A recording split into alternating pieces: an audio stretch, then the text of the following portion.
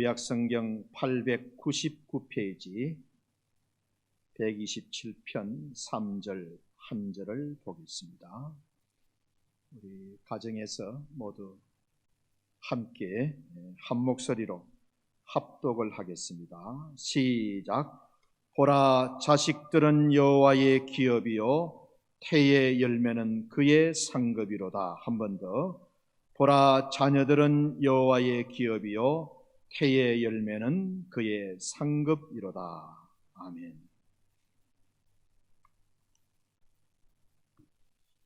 오늘 본문 127편 3절을 보면은 자녀를 바라보시는 하나님의 시각, 하나님의 관점을 알게 됩니다. 우리 가정에 보내주신 자녀들을 하나님은 어떻게 보시는가? 부모인 우리는 하나님이 보내주신 자녀들을 어떤 시각으로 받아들여야 하는가? 자식은 여호와께서 주신 선물이요 태의 열매는 하나님께서 주신 상급이다. 여기 기업이라는 말을 좋게 번역하면 선물이라는 말입니다. 그러니까 자식을 얻었다는 것은 하나님의 선물을 받았다. 하나님으로부터 상급을 받았다. 선물이나 상급을 싫어할 사람이 누가 있겠습니까? 꼭 기억하십시오. 자녀들은 하나님께서 주신 선물이고 상급이다. 자녀를 키우면서 얻는 부모님의 기쁨과 행복이 얼마나 많았습니까? 가만히 생각해 보면 우리는 자녀들을 통하여 은혜를 많이 잊고 사는 사람들입니다. 자식의 은혜를 아는 부모님이 되셔야 합니다. 아이들 때문에, 아이들이 있었기 때문에 얼마나 더 많이 기도하고 얼마나 영적으로 깨어 있을 수 있었지 않았습니까? 어떨 때는 삶이 너무 힘들어 가지고 그냥 함부로 말하고 싶었는데 자녀들 때문에, 자녀를 생각하면서 내 입에 자갈을 물린 때가 많았지 않습니까? 너무 힘들어서 아무렇게나 살고 그럭저럭 살아버리고 싶었는데 아이들 때문에, 사랑하는 자녀들 때문에 옷깃을 여미고 내 인생을 새롭게 했던 때가 많았잖아요. 어떤 때는 너무 절망이 되고 낙심이 되어서 정말 그냥 그만두고 싶었는데 아이들을 기억하면서 주먹을 불끈 쥐고 다시 일어났던 때가 사실 많았잖아요. 분명 우리의 자녀들은 하나님이 보내주신 천사들이었어요. 하나님의 선물이었고 하나님 주신 상급이었습니다. 이것이 성경적인 자녀관입니다. 문제는 이런 선물이요 상급인 자녀들을 어떻게 하면 잘 양육할 수 있을 것인가? 어떻게 잘 기를 수 있을까 하는 겁니다. 자녀를 길러보면 꼭 화초에 물을 주는 것과 같다는 것을 알게 됩니다. 물을 너무 안 주어도 안 되고요, 물을 너무 많이 주어도 뿌리가 썩어 죽습니다. 자녀에 대한 사랑, 자녀에 대한 그 관심이 너무 적어도 안 되고 너무 지나쳐도 안 된다는 거지. 얼마만큼의 사랑을 가지고 사랑을 베풀고 관심을 주어야 이것이 바른 양육이 되는지 이런 고민을 하면서 말씀을 들어주시기 바랍니다. 오늘날 현대 교육에서 가장 중요하게 생각하는 것 중에 하나가 정서 능력입니다. 정서 능력. 정서라는 것은 사람의 감정을 말하잖아요. 우리 일상생활에서도 마찬가지고 신앙생활에서도 이 정서, 감정은 굉장히 중요합니다. 저는 이 목회를 하면서 사람의 마음에 관심이 참 많습니다. 아마 이 사람의 마음에 관한 책만 해도 제 서재에 한 30권 이상은 될 것 같습니다. 우리가 이 감정을 가지고 있기 때문에 기쁠 때는 웃고 슬플 때는 울고 또 화가 날 때는 화를 내고 누구에게나 있는 감정입니다. 그런데 이런 감정을 잘 다스리고 상황에 맞게 표현하는 것은 사람마다 다릅니다.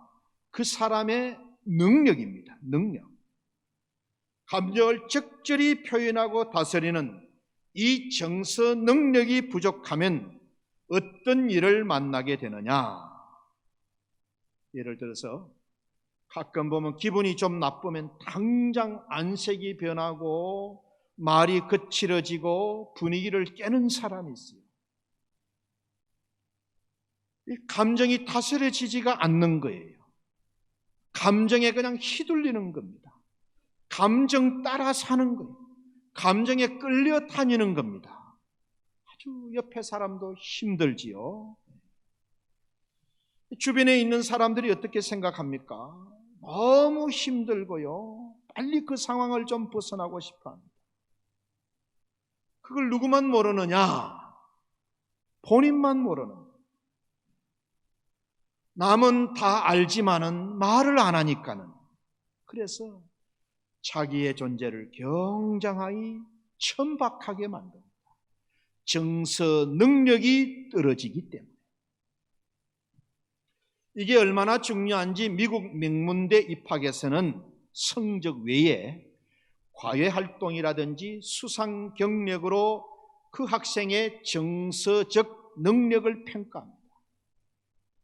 그렇게 하는 이유는 시험 점수로는 알 수 없는 그 지원자의 인간 됨됨이를 알려고 그러는 거예요. 그런 과외 활동이나 수상 경력을 통해서 이 학생이 힘든 학과 과정을 견뎌낼 수 있을까? 졸업한 뒤에 이 학생이 사회에 나가서 자기 능력을 제대로 펼칠 수 있을까? 이 학생이 사회를 위해서 공헌함으로써 우리 학교를 빛낼 수 있는 인물이 될 수 있을까? 우리 학교를 졸업하고 이 학생이 민족과 세계 앞에 이바지할 수 있는 지도자적 자질을 갖출 수 있을까? 그러니까는 지원자의 정서 능력을 통해서 학업 이수 능력뿐만 아니라 장차 미래의 발전 가능성까지 종합적으로 판단해서 그 학교의 입학 여부를 결정하는 거예요. 메시멜로우 연구라고 한 번쯤은 다 들어보셨을 겁니다. 미국 스탠퍼드 대학에서 어렸을 때의 정서 능력이 그 사람의 미래에, 그 사람의 그 인생에 미치는 영향을 조사했어요. 4살짜리 아이들에게 과자를 한 봉지씩 주면서 이렇게 말합니다. 그 과자를 지금 당장 먹어도 좋고 먹어도 되고 30분 후에 먹어도 되는데 30분 후에 먹는 사람에게는 과자를 한 봉지씩 더 주겠다. 4살짜리 아이들에게 과자를 한 봉지씩 주면서 지금 당장 먹어도 되고 30분 후에 먹어도 되는데 30분 후에 먹는 사람에게는 과자 한 봉지를 더 주겠다. 그리고 아이들의 행동을 잘 지켜봤습니다. 30분 이전에 먹는 아이들과 기다렸다가 30분 후에 먹는 아이들을 분류를 했어요. 그리고 이 아이들이 18살 될 때까지, 그러니까는 14년 동안 관찰합니다. 결과가 어떻게 나왔느냐? 30분 후에 먹은 아이들, 30분 지나서 먹은 아이들이 나중에 성적뿐만 아니라 모든 면에서 탁월하더라는 거예요. 친구들에게도 인기가 좋았고 선생님들에게도 높은 평가를 받았고, 그래서 정서 능력이 성적뿐만 아니라 그 인생, 미래, 그 삶 전체에 큰 영향을 미친다는 것을 스탠퍼드 대학이 밝혀낸 거예요. 정서 능력이 낮은 사람들은 감정이 빠르게 변합니다. 그리고 굉장히 거칠고 가격해요. 제가 이 글을 읽어보니까는 이런 사람은 돌연사의 가능성이 아주 높다고 합니다. 표현이 직접적이고 단순합니다. 그리고 별것 아닌 사소한 일에도 화를 쉽게 내요.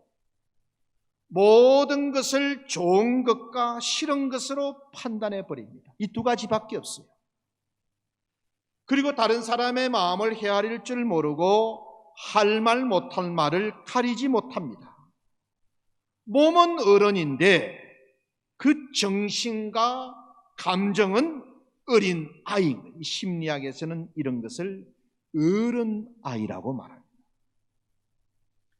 이런 사람은 아무리 능력이 출중해도 성공하기 어렵다는 거예요. 왜냐하면 주변 사람들에게 무시를 당하기 일쑤이고, 어려운 일이 닥치면 아무도 그 사람을 배려하거나 도와주지 않고, 그래서 외톨이가 되기 쉬운 거예요. 자기가 자기를 생각하는 것과 남이 자기를 생각하는 것이 하늘과 땅 차이인 거예요. 너무 달라도 너무 다른 거예요. 정서 능력을 키우기 위해서는 다른 사람의 감정을 이해하는 연습, 훈련을 해야 된다는 거예요. 예를 들어 가지고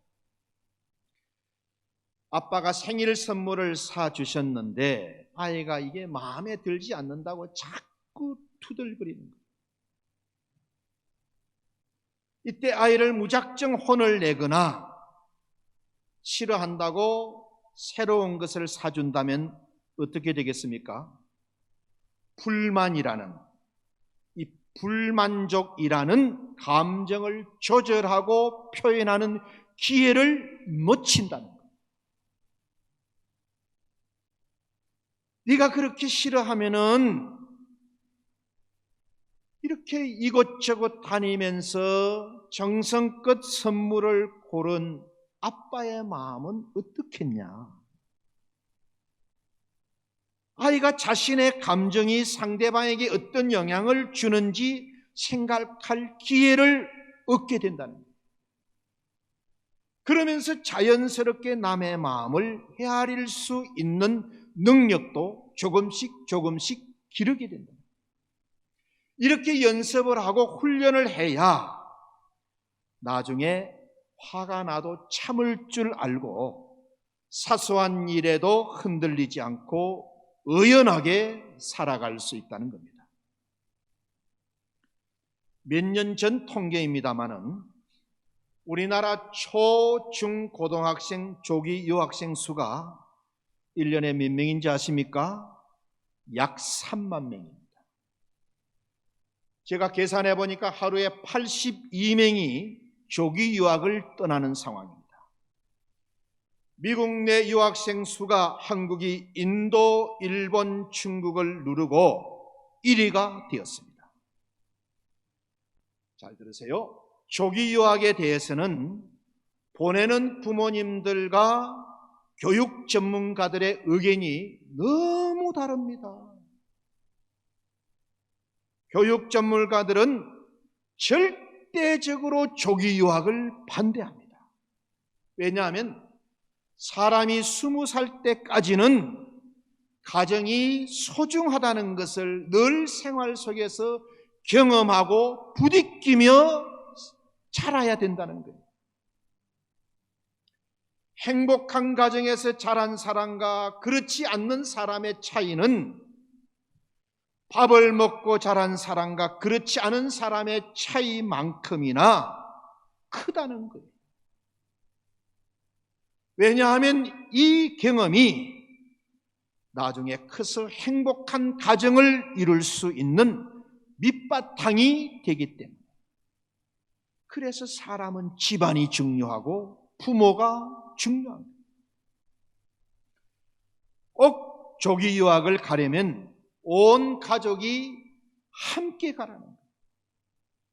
가족이 흩어지는, 가족을 빼앗기는 조기 유학은 절대로 가지 말라는 것이 교육 전문가들의 한결같은 이야기입니다.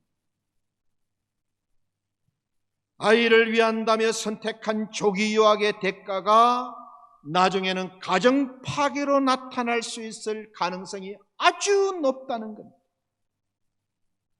오래전에 제가 뉴질랜드에서 안식년을 할 때 아빠는 한국에서 일을 해가지고 돈을 보내주면은 엄마와 아이들은 뉴질랜드에서 유학을 하는데, 제가 이런 이야기를 많이 들었고 보기도 했어요. 부모들의 90%가 조기 유학을 시켜야 된다고 생각하는데, 교육 전문가들의 90%는 조기 유학에 반대합니다. 실제로 조기 유학을 시켰던 부모님의 90%, 미안합니다, 80%, 그리고 실제로 부모님 따라 조기 유학을 갔던 학생의 80%, 그러니까 조기 유학 경험이 있는 부모님과 아이들 80%는 얻은 것보다 잃은 게 많다고 말했습니다. 후회한다는 말입니다. 괜히 갔다는 말입니다. 어떤 교육적인 결정을 할 때보다 이게 진정으로 자녀를 위한 것인지, 이게 정말 아이를 위한 것인지, 유행이나 체면 때문에 하는 것인지를 정직하게 고민할 줄 알아야 된답니다. 여러분 잘 들으세요. 내 아이가 공부 잘하는 방법에 대해서는 저와 여러분이 어떤 교육 전문가보다 훨씬 더 잘 알고 있어야 합니다. 내 아이가 행복하게 살 수 있는 방법에 대해서는 저와 여러분 부모된 우리가 어떤 전문가보다도 훨씬 더 잘 알고 있어야 한다는 말씀입니다. 부모가 제일 잘 알고 있어요. 가만히 보면 지구상에 사람만큼 더디게 자라는 동물이 없습니다. 성장기만 20년 걸립니다. 평균 수명을 80으로 잡으면요, 4분의 1을 성장하는 데 보내는 셈입니다. 송아지는 태어나면 2시간이면 걷고 뜁니다. 사람은 서는 데만 1년 걸립니다. 다른 동물들은 1년이면요 다 어른이 되고 새끼를 낳습니다. 자, 만물의 영장인 인간이 이렇게 느린 이유가 뭘까? 왜 하나님은 인간을 이렇게 느리게 만드셨을까? 잘 들으세요. 하나님이 인간에게 심어 놓으신 무궁한 잠재력 때문에. 다른 동물들은 태어날 때 이미 생존에 필요한 지식을 다 가지고 태어납니다. 그러니까 학교도 필요 없고요, 교육도 필요 없습니다. 생존에 필요한 지식을 다 가지고 태어나기 때문에 시간이 지나면서 어른이 되고 다 그냥 해야 될 걸 다 하는 거예요. 그런데 인간은 엄청난 잠재력을 받은 대신에 최소한의 본능만을 가지고 태어납니다. 그래서 그 잠재력을 꽃피우기 위해서는 그만큼 교육이 필요하고 시간이 오래 걸리는 거예요. 한국은 이 조기 교육, 선행학습으로 아이들이 골병이 들고 있습니다. 전문가들의 한결같은 당부가 뭡니까?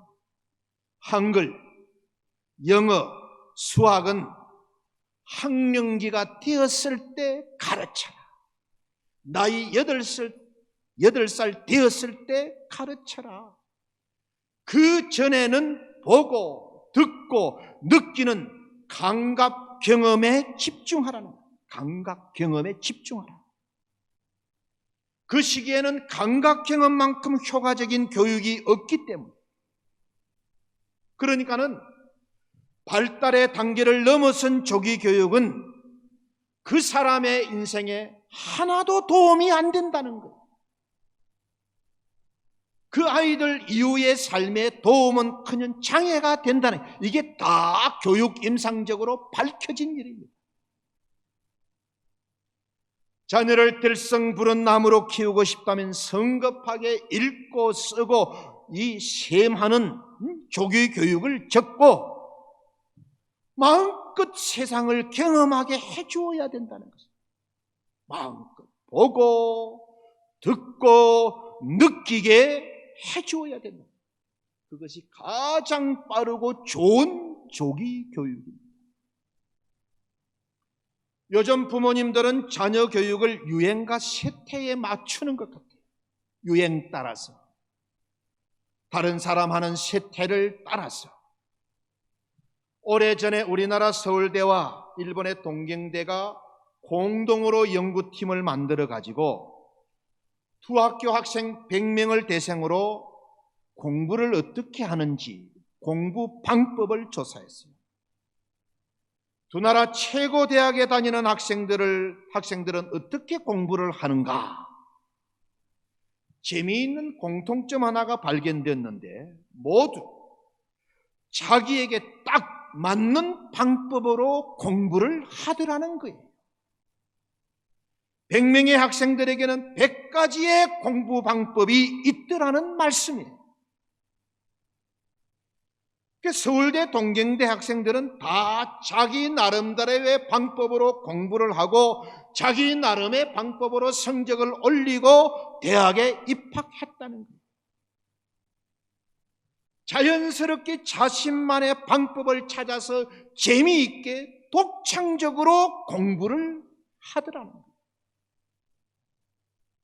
천편일률적인 공부법으로 우리 아이들을 고문해서는 안 된다는 말씀을 하는 겁니다. 자, 또 하나. 이제 아버지의 역할에 대해서 말씀을 드리고 싶습니다.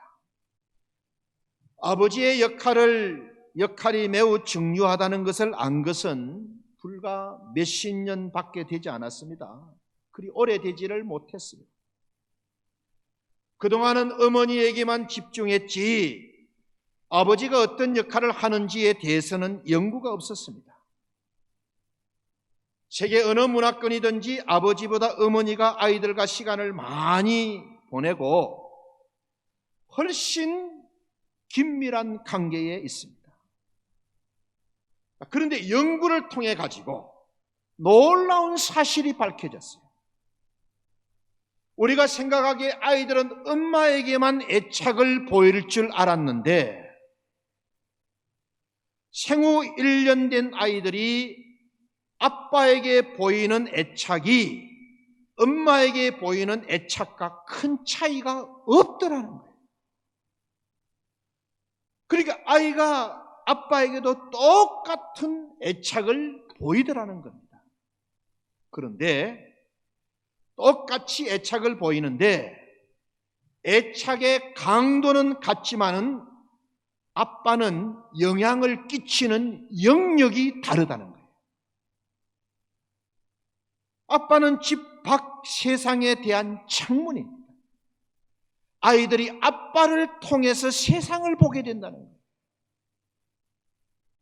비록 아이들이 잠잘 때 아빠가 출근하고 밤늦게 돌아와서 아이들과 함께 하는 시간이 없어도 아버지라는 존재는 아이들에게 세상을 보는 창문의 역할을 한다는 거예요. 아버지의 삶을 통해서 아이들은 세상을 알아가게 된다는 거예요. 여러분 꼭 기억하세요. 아버지는 어머니와 다른 방식으로 아이들에게 영향을 준다. 초등학교 2학년부터 6학년까지 아이들을 대상으로 한 실험이 있습니다. 아이들 중에서 유난히 공격적이고 유난히 성격이 조급하고 감정적인 아이들의 가정 환경을 조사했어요. 어떤 결과를 찾아냈느냐? 이런 아이들의 아버지들은 다 비슷한 행동을 하더라는 겁니다. 아빠들의 행동이 다 비슷하더라는 겁니다. 이런 아이들의 아버지들은 대체로 공격적이고 감정적이고 자기중심적인 사람들이라는 겁니다. 무슨 말씀입니까? 아이들은 은연중에 아버지를 닮아가고 있다는 사실. 아버지가 원하든 원하지 않든 아이들은 아버지를 본받고 있다는 말씀. 아버지, 내가 이런 부분이 좀 좋지 않고 좀 성격이 급하고 좀 공격적이고 좀 이 감정 통제가 되지 않고 이런 것은 우리 자녀가 절대로 본받지 않았으면 좋겠는데 아니라는 거예요. 아버지가 원하든 원하지 않든 아이들은 아버지를 본받고 있다는 사실입니다. 그래서 성경은 심은 대로 거둘 것이라고 말합니다. 이 자녀들과 부모님, 피가 섞인 가족이라 해도 좋은 관계가 저절로 유지되는 것은 절대 아니잖아요. 가족이라 해도 좋은 관계를 유지하기 위해서는 굉장히 공을 들이고 가꾸고 노력해야 됩니다. 엄마들에게 당부드립니다. 좋은 아버지는 엄마가 만든다는 겁니다. 예를 들어 아이들 앞에서 남편 흉을 보면 어떻게 되겠어요? 아이들이 보니까는 엄마가 아빠를 무시하고 싫어하는 거예요. 여러분, 그런 아버지를 자녀라고 좋아하겠습니까? 싫어하는 겁니다. 또 아이가 보는 앞에서 아이의 잘못을 남편, 아빠에게 일러 바치지는 않습니까? 그런 엄마에게는 아이들이 절대 마음을 열지 않는다는 거예요. 아이들 앞에서 남편의 단점을 말하면 아이들은 아버지를 부정적으로 보게 됩니다. 아, 나는 아버지 복이 없구나. 나는 아버지를 잘못 만났구나. 부정적으로 보는 거예요. 아이의 잘못을 남편에게 일러 바치면은 아이가 아버지와 친밀한 관계를 맺기 어렵습니다. 왜? 자기의 단점을 다 알고 있잖아요. 그런 사람에게 어떻게 마음을 열기가 쉽겠어요? 잘 들으세요. 엄마는 아이들에게 평소 아빠가 무슨 일을 하는지, 아빠가 우리 가족을 위해서 어떤 수고를 하고 계시는지, 우리 가정에서 아빠의 역할은 무엇인지를 잘 설명해 주어야 됩니다. 교육 전문가들은 아버지의 역할을 이렇게 하라고 조언합니다. 첫째, 아이들에게 신선한 자극이 될 바깥 이야기들을 아버지가 많이 해주라는 거예요. 아이들은 아버지를 통해서 세상을 이해하고 배우게 됩니다. 아이의 눈으로 볼 때 아버지는 자신과 세계를 연결하는 통로입니다. 신나게 자기 이야기를 할 줄 아는 아버지가 좋은 아버지라는 거예요. 아이들에게 신선한 자극이 될 수 있는 바깥 이야기를 많이 해주시기 바랍니다. 또 하나는 아버지가 얘기를 한 만큼 아이들의 얘기도 들어주라는 거예요. 아이들은 자기 이야기에 대한 아버지의 의견을 듣고 싶어합니다. 또 아이들은 자기 얘기를 경청해주고 판단해주는 아버지를 신뢰하게 됩니다. 아이들 이야기를 공감해주는 것만큼 아이들의 자신감을 키워주는 것이 없다고 합니다. 세 번째는요, 아버지는 자기가 하는 행동에 대해서 아이들에게 잘 설명해 주라는 거예요. 요즘 코로나 바이러스 때문에 재택근무를 많이 하시지 않습니까? 그러면 아이들이 다 알겠지, 그냥 넘어가지 말라는 거예요. 아이들에게 사회생활을 간접 경험하게 해주는 것이 되는 거예요.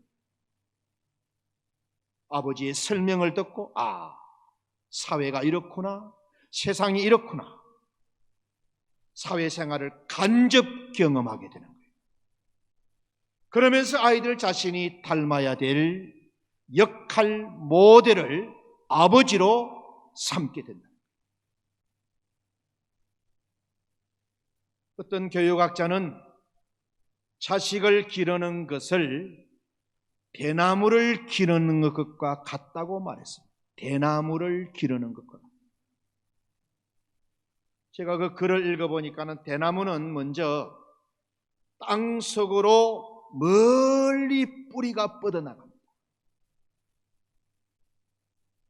대나무를 옮겨 심어 놓으면은 그 다음에부터 바로 죽순이 쭉쭉 올라오는 것이 아니고 뿌리가 땅속으로 멀리 뻗어나가는데 몇 년 동안? 5년 동안 계속 5년 동안 뿌리만 키우다가 5년이 지나서야 죽순이 나온다는 거예요. 준비하는 시간을 탓하지 말라는 겁니다. 무성한 대나무 숲을 이루기 위해서는 뿌리는 5년이라는 긴 시간 동안 보이지 않는 땅 속에서 힘을 기릅니다.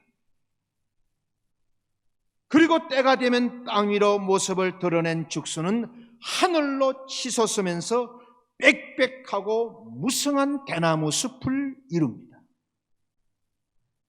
묵묵히 때를 기다릴 줄 아는 대나무, 현명한 부모는 이래야 된다는 겁니다. 우리 아이들은 지금 우리 부모님들이 볼 때는 너무 시원찮고 별 기대가 되지 않아도, 잘 들으세요, 우리의 자녀들은 미래의 주인공이 되기 위해서 다 지금 준비하는 사람들이고 기다리고 있는 사람들입니다.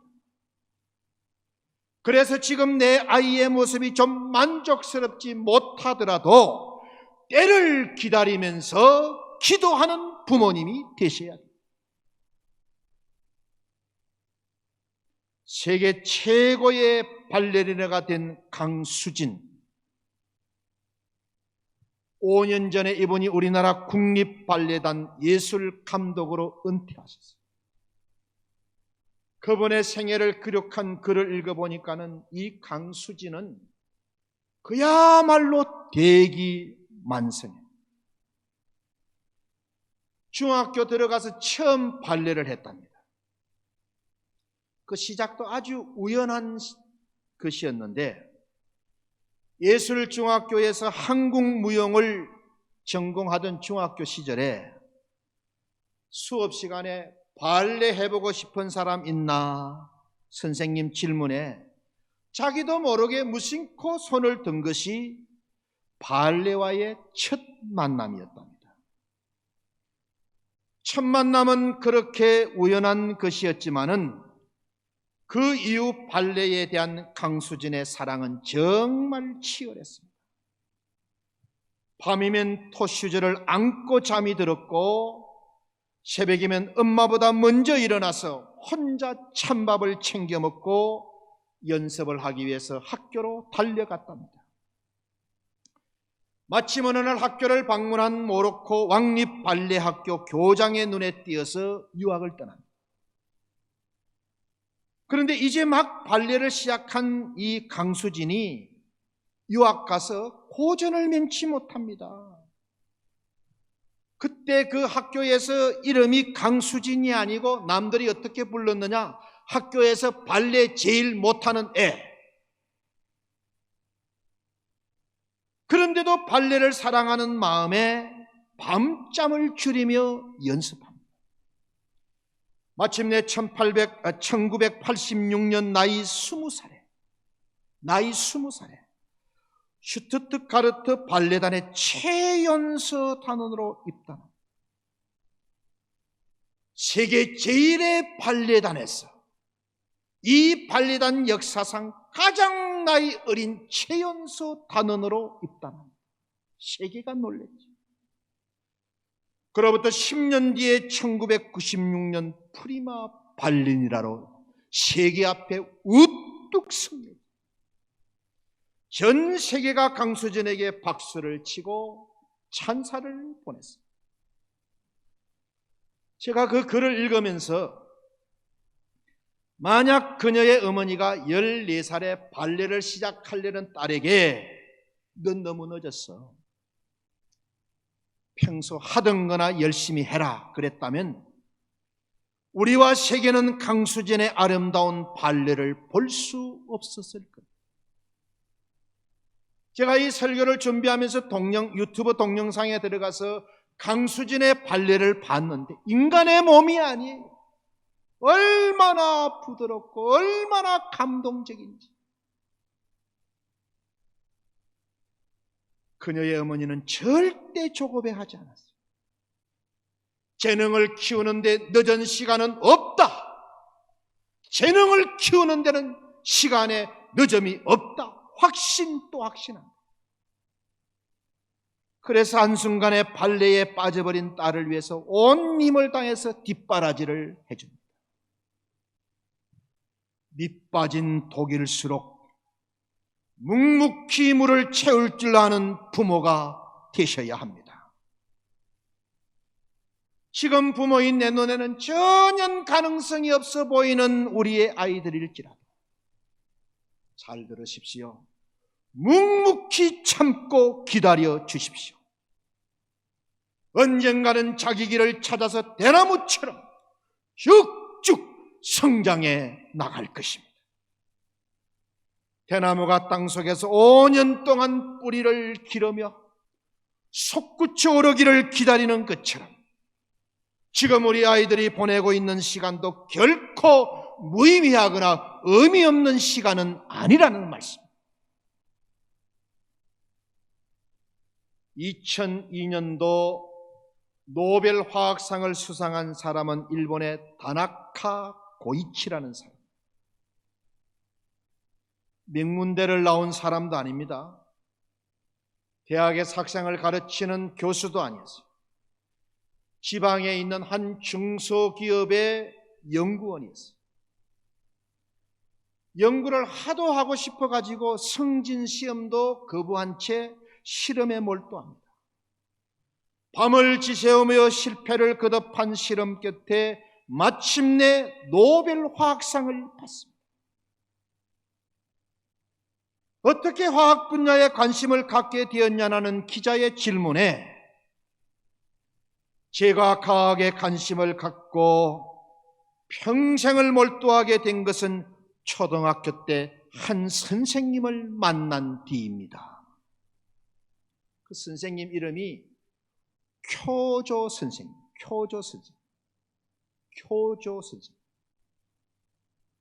아무리 엉뚱한 아이디어라도 면박을 주거나 못하게 하는 법이 없었다. 언제나 제자를 믿어주고 기다려준 선생님. 이 다나카가 노벨상을 받고 쿄조 선생님을 찾아갔을 때 그 선생님 손에 뭐가 들려 있었느냐? 30년 전에 과학실험실에서 이 다나카가 쏟아내는 감탄사, 호기심 어린 표정들을 빼곡히 기록해둔 교환 일지가 들려 있었어요. 거기에는 다나카뿐만 아니라 자기를 거쳐간 모든 아이들의 얘기가 기록이 되어 있었어요. 아무리 엉뚱한 아이디어라 면박 주거나 야단치지 않고 다 받아주고 격려해주고 기다려 주었던 선생님. 이 선생님 때문에 타나카는 노벨 화학상을 타게 됩니다. 저는 시골 농부의 아들이라서 뿌리의 특징을 잘 압니다. 식물의 뿌리든 나무의 뿌리든 뿌리에 그름을 주면은 나무는 어떻게 하는지 아십니까? 그게 아무리 멀리 떨어진 곳이라도 알아서 그쪽으로 뿌리를 뻗습니다. 아무리 그름을 멀리 주어도 뿌리는 알아서 그쪽으로, 그름 있는 쪽으로 뿌리를 뻗습니다. 나무마다 맞는 그름이 있듯이 부모는 내 아이의 재능에 맞는 환경을 만들어 주어야 합니다. 절대로 욕심대로 체면대로 아이들을 양육하지 마십시오. 자녀는 우리 가정에 하나님이 보내주신 손님입니다. 오늘부터는 손님에 대해서 예의를 지킬 줄 아는 부모님이 되십시오. 자녀는 우리 가정에 보내주신 하나님의 선물이고 상급입니다. 선물은 주신 분의 마음이 담겨 있습니다. 자녀를 보면서 하나님을 보시기 바랍니다. 말씀을 정리합니다. 언제부턴가 우리는 자녀들을 내 자랑의 수단으로, 나를 과시하고 보여주는 수단으로, 내 가진 것이 많음을 보여주는 수단으로 만들어버렸습니다. 또 언제부턴가 자녀들은 짐이 되고 원수가 되어버렸습니다.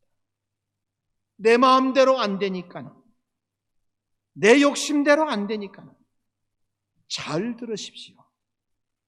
부모인 내가 바뀌지 않으면 아무것도 달라지지 않습니다. 선물로 받은 자녀들, 유행 따라 세태를 따라 기르지 마시고 하나님이 주신 재능을 찾고 도와주십시오. 조급함은 모든 것을 쓰레기로 만듭니다. 기다려주고 기도해주는 그런 부모님 되시기 바랍니다. 우리 어머니들은 남편을 좋은 아빠로 만들어 가십시오. 대부분의 아이들은 다 대기만성형입니다. 기도하면서 돕고 기다려 주십시오. 자녀를 통하여 은혜를 많이 받으시는 부모님 되시기를 바랍니다. 하나님 입장에서 한번 생각해 보십시오. 성도님들 가정에 1명, 2명, 3명, 어떤 가정은 1명, 어떤 가정은 2명, 어떤 가정은 3명 자녀를 보내주셨습니다. 내가 선택한 것이 아닙니다. 하나님이 우리 가정에 하나님의 사람을 보내주셨습니다. 자녀를 얼마나 사랑해야 되겠습니까? 얼마나 하나님을 대신해서 자녀를 잘 길러야 되겠습니까? 그 자녀들마다 재능을 주시고 은사를 주셨어요. 그걸 활용해서 그걸 꽃피워서 열매 맺고 기쁘고 보람 있는 인생을 살라고 재능을 주셨는데 우리 욕심 때문에 세상 따라간다. 재능 다 무시하고 억지 공부시켜서 주변 인생으로 만들어버리고 변두리 인생으로 만들어버리고 살면서 한 번도 자기 재능을 발휘해서 중심이 되어서 기쁘고 보람 있는 삶을 살지 못하도록 자녀의 인생을 망치는 부모가 얼마나 많습니다. 오늘 주신 말씀을 꼭 마음에 담고 비록 지금은 별것 아닌 것 같고 지금은 밑빠진 독에 물을 붓는 것 같지만 그래도 하나님 주신 재능을 기억하면서 내 자녀를 향한 하나님의 뜻을 생각하면서 묵묵히 물을 채울 줄 아는 좋은 부모님 되시기를 예수님의 이름으로 간절히 축원드립니다. 아멘. 기도하겠습니다.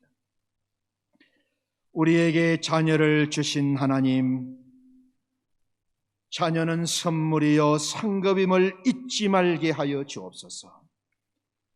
온 세상보다 귀한 우리의 자녀들을 하나님의 손님으로 사랑하며 돌보게 하옵소서. 부모된 우리 마음대로 되지 않는 것을 속상해하지 말게 하시고 묵묵히 기도하며 도와주고 기다릴 줄 아는 부모님 되게 하옵소서. 우리 부모님들에게 힘을 주시고 위로하여 주옵소서.